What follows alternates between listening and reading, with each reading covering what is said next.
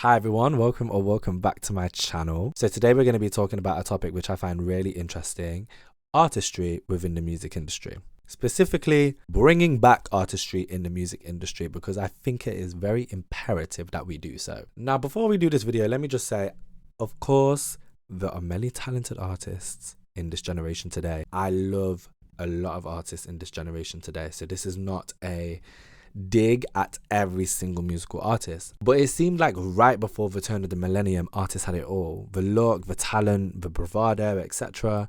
And they created worlds with their visuals or with their use of vocal layering, especially in the 90s, to take us to a celestial place. Think of artists like Brandy, Mariah, even Janet. A lot of people don't talk about Janet Jackson, but she was definitely a pioneer in vocal layering, even her brother Michael. So when we look at the landscape of music nowadays, and now don't get me wrong, like I just said, 2024 was an amazing year for music, which I'm very appreciative for, and I can't wait to see what 2025 will bring. But when we do, it's just, well, it's just plain Jane. It's mashed potatoes with no butter. It's just dry. And I honestly felt for the last 10 years music just hasn't hit the same as it did. Now you could argue nostalgia, yeah, of course there's always going to be some bias attaching songs to memory, but I would argue it's more than just nostalgia. I think, in my opinion, it's due to a lack of artistry. Now, what does artistry actually mean? Because it almost feels like an overly used word at this point, people just throw it into a conversation. So let's just take a look at the actual definition. Artistry is a great skill in performing or creating something, such as in writing,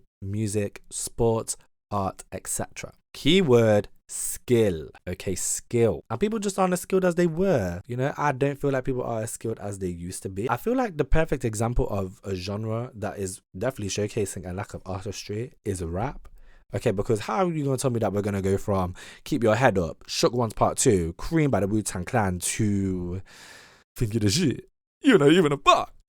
Now, that's not to say basic music, mashed potato music doesn't have a place in music. Of course it does. Sometimes you just want to switch off and enjoy music as an escapism from the monotony of life. I get that, but can it not still have theatrics, delivery, finesse? You're picking up what I'm putting down. But then, of course, it begs the question, why is that though? Why, as the general public to pop culture, have we allowed basic artists to thrive? So in this video, I'm going to try and explain and provide some reasons as to why this may be the case. Back in the day, albums were the backbone of an artist's career. Record labels invested time and money into artist development, and artists had the freedom to craft cohesive, well thought out projects. The turning point came in the mid to late 2000s with the rise of iTunes and digital downloads, which made singles more profitable than full albums. But the real game changer was streaming. So platforms like Spotify, Apple Music, and YouTube changed the way we consume music. So now, instead of waiting for an album, people skip between tracks, playlists, and viral hits.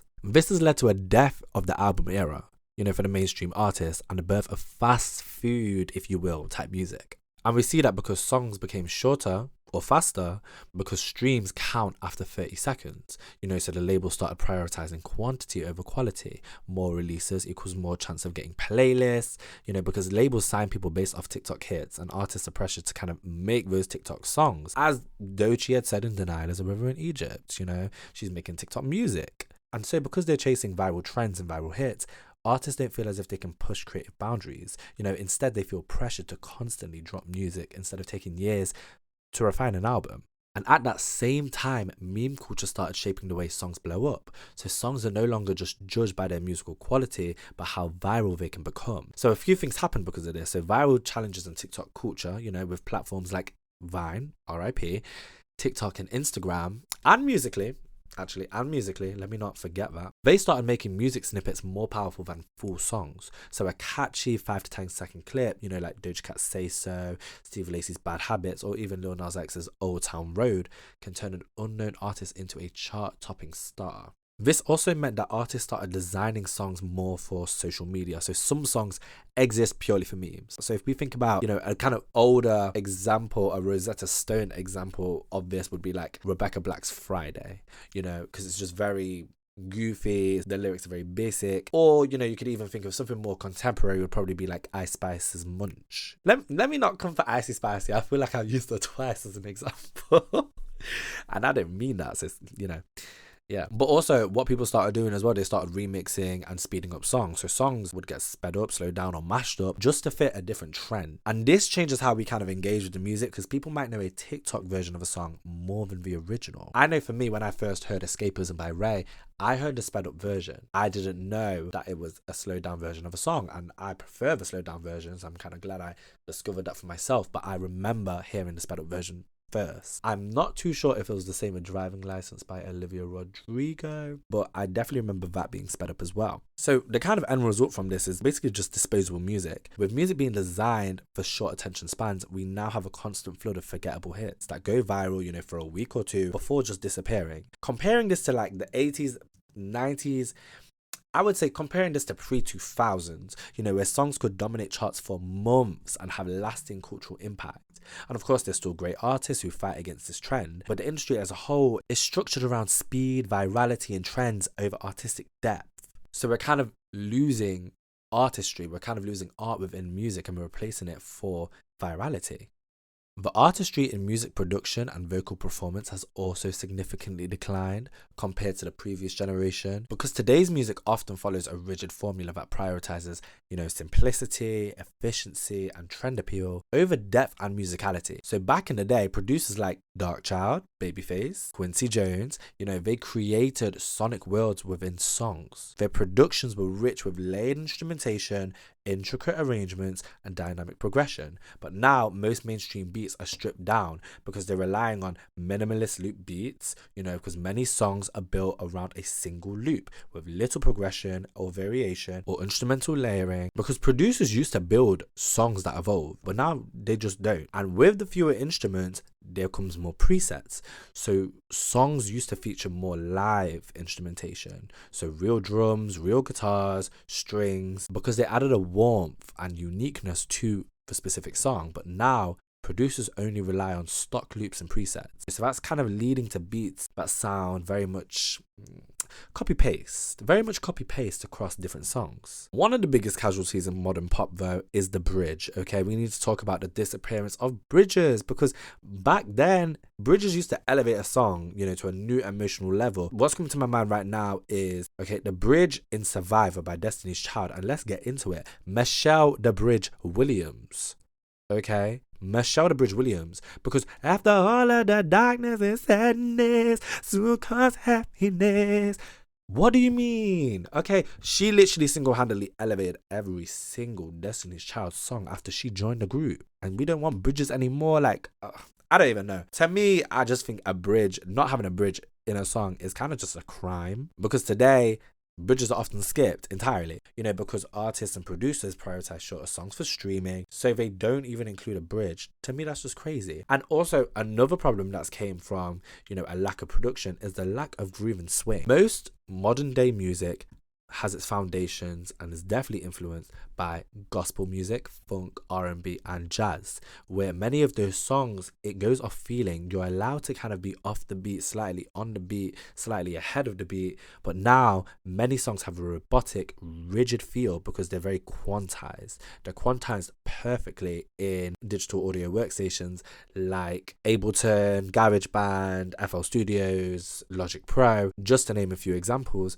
But that means it's removing the human touch that made older productions feel alive. I think another reason as to why we're seeing formulaic production is also because of the decline of vocal artistry and layering. Because vocals used to be dynamic, expressive, and layered, and they did that to create rich, immersive experiences. So artists like Brandy, Mariah Carey, Michael Jackson, as previously mentioned, mastered vocal techniques that enhanced the emotional storytelling of their music. And today, vocals are often just stripped down to the bare minimum. So there's a lack of vocal layering, as opposed to in the past, producers stacked harmonies, ad-libs, and call and response elements to add depth and drama. So if you think of Michael Jackson's Thriller or Brandy's Full Moon, now many songs use a single dry lead vocal with light auto-tuned backing tracks.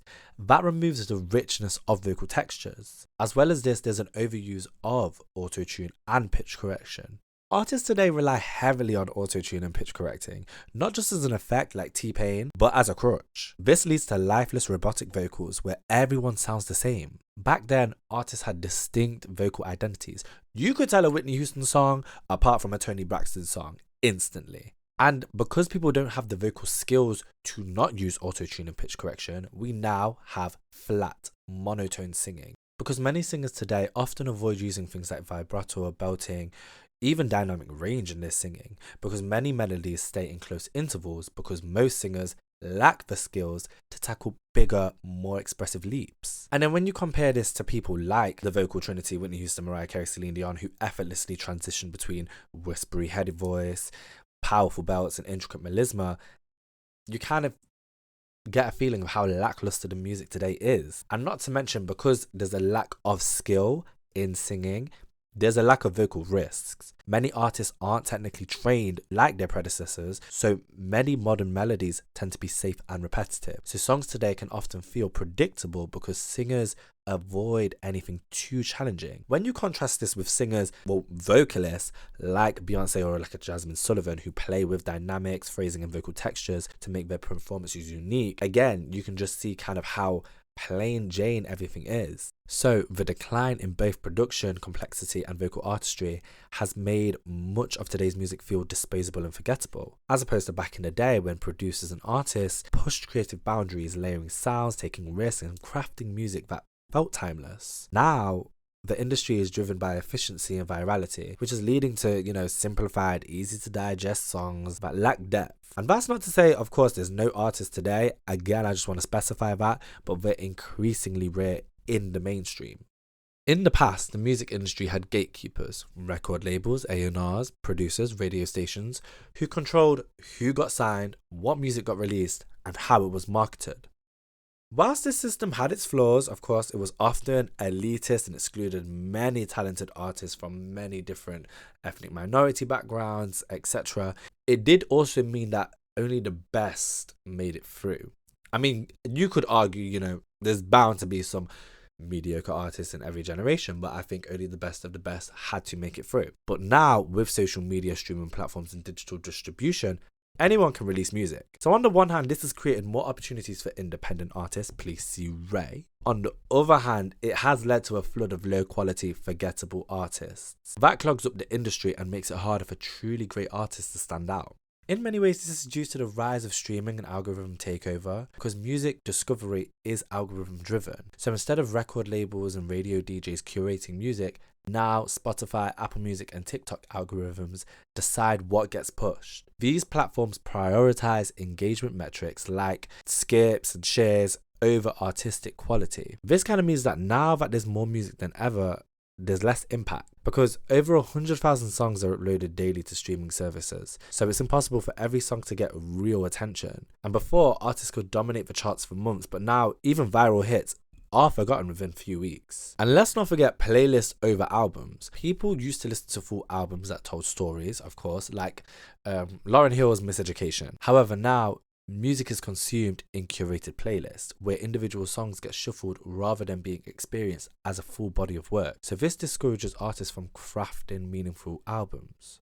On top of this, social media turned music into a popularity contest, because viral artists get signed, not the talented ones, because record labels now sign TikTok influencers, YouTubers and meme artists, because they already have a built-in audience. So instead of focusing on talent, they look at social media numbers. And of course, this leads to viral one-hit wonders who lack longevity. On top of this, artists are choosing marketing over musical development. So artists now spend more time creating TikTok content than actually making music, because the label forces them to make viral challenges instead of focusing on their craft. So if you compare this to pre-2000s when artists spent years honing their sound before they even released music, it shows that there's clearly a lack of artistry in terms of developing your own sound.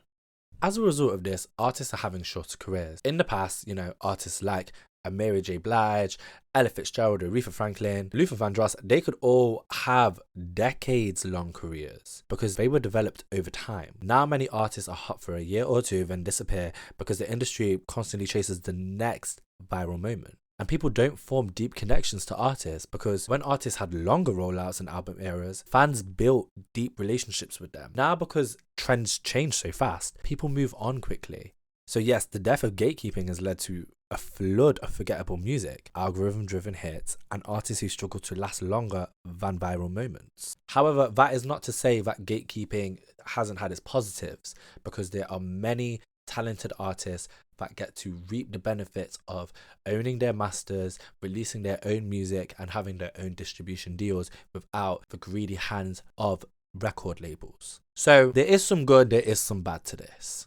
One of the most glaring differences between today's artists and those from generations prior is the decline in live performance quality. Because back then, artists had to prove themselves on that stage. They had to deliver unforgettable performances that showcase their vocal ability, stage presence, and charisma. Now, mainstream artists lack the training, the stamina, and the artistry needed for truly great live performances. So pre-2000s, singing live was the standard, and if you couldn't hold a note whilst dancing, you weren't taken seriously. But now, many artists lip sync or rely heavily on backing tracks, so it's removing the rawness and authenticity that makes live music so special. You already know who I'm going to mention, Whitney Houston and Mariah Carey. They could deliver flawless live vocals with no backing track because their voices were the main instrument. But then also you have people like Beyoncé, Janet Jackson, Michael Jackson, who have mastered the balance between high energy choreography and strong vocals. They trained for years to do both.